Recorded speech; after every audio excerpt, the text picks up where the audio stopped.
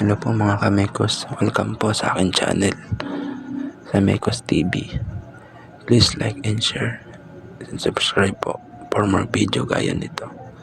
Pero bago tayo mag-umpisa, mag-intro muna tayo.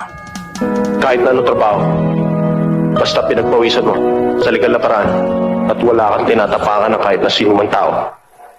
Parangal yun. Ang topic natin ngayon ay tungkol sa road marking highway.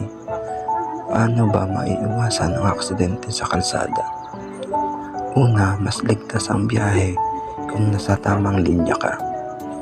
Itong nakikita nyo ngayon ay ang mga gamit sa paggawa ng linya, guhit o mas kilala sa tawag na road marking.